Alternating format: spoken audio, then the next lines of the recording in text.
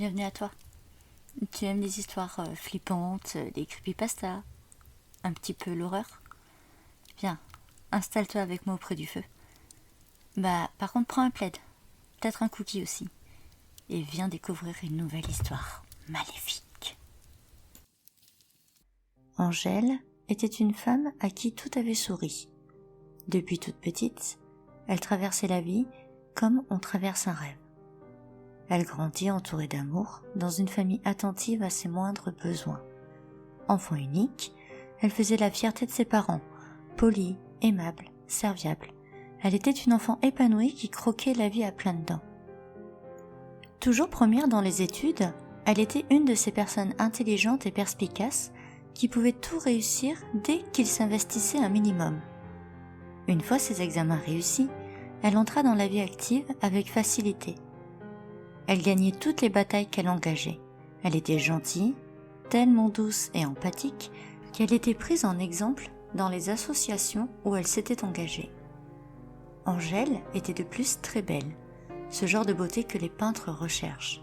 À la fois captivante et mystérieuse, elle pouvait avoir tous les hommes qu'elle voulait.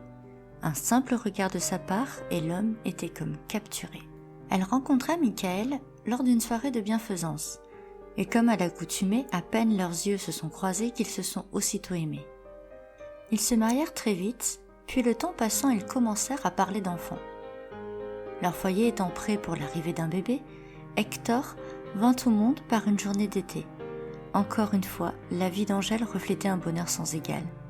Son fils était parfait, tout en rondeur, doux et serein. En grandissant à son tour, Angèle et Michael découvrirent qu'ils étaient les parents d'un petit garçon plein de joie. Les jours et les années s'écoulaient, douces et tranquilles. Heureuse en amour, heureuse en famille, heureuse dans son travail.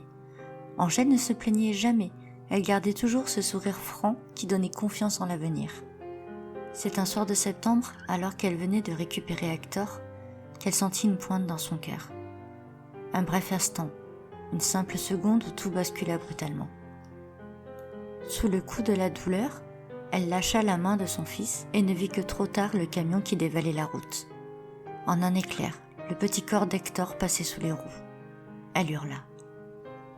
Il ne restait devant ses yeux qu'un amas de chair, de sang et un petit cartable déchiqueté. Elle sentit la folie envahir tout son être, son âme se disperser et s'évanouit. 2 ans ont passé. Angèle n'avait plus goût à rien.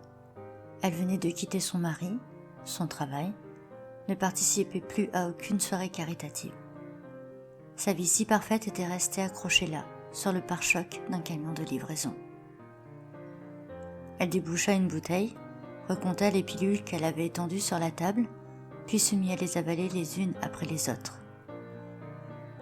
Sa tête commença à tourner un peu. Elle entendait des voix, avait l'impression d'être au milieu d'une grande scène où des spectateurs invisibles la jugeaient de ses actes. Puis, ce fut le noir. Profond, silencieux. Lorsqu'elle revint à elle, elle ne voyait rien, mais avait l'impression d'être dans une lumière obscure, un peu comme si on avait drapé une lampe au-dessus d'elle. Où suis-je? Au paradis? Non, pas vraiment. Elle se dit qu'avec la vie qu'elle avait eue, il serait pourtant normal de se retrouver devant les portes célestes. Elle pourrait bientôt serrer son fils dans ses bras. Ce n'était sûrement qu'une question de minutes. Suis-je morte? Oui, tu l'es. C'est donc cela, elle pourrait bientôt sentir les cheveux doux d'Hector contre son visage. Elle pourrait lui dire combien elle l'aime, et combien elle s'en voulait de l'avoir lâché ce soir-là. Pourquoi les portes ne s'ouvrent pas? Je n'ai jamais fait de mal à personne, j'ai toujours été du bon côté. N'ai-je pas le droit d'entrer? Non, pas vraiment. Elle ne comprenait pas, il y avait forcément une erreur. Vois-tu, je pense que tu ne te souviens pas bien de ta première vie terrestre. Celle qui a tout fait basculer. Ma première vie? Comment ça, une première vie? Combien avait-elle pu en avoir? Qui lui disait cela? Et pourquoi lui dire une chose pareille? Et là, ce fut le choc. Des flashs, de la terre, des hurlements, du sang. Et oui, chère Angèle, tu as enlevé torturé et massacré de nombreux enfants. Ce n'est donc que justice ce qui t'arrive à présent. Mais non. Ma vie, j'ai été bonne, gentille, j'ai aimé mon fils. Non, Angèle. Hector n'est que l'un de tes nombreux tourments. Depuis ta mort terrestre, tu reviens à la vie parfaite, celle facile et simple, sans souffrance, jusqu'au moment où tu deviens à ton tour mère. Puis j'attends que cet amour sans faille envahisse tout ton être, pour te l'enlever d'une manière tragique, tout comme tu l'as fait de ton vivant à toutes ces mères avant toi.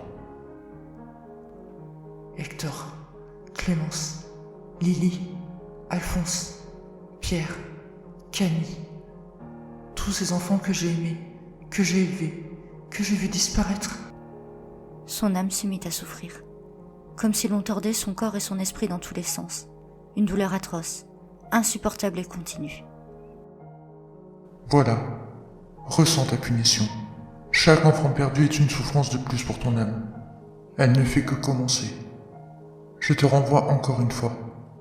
Sache cependant qu'il ne te reste que très peu de voyages, mais le dernier sera pire que tous les autres. Après tout, tu as gâché ta seule véritable vie, ce n'est donc que justice.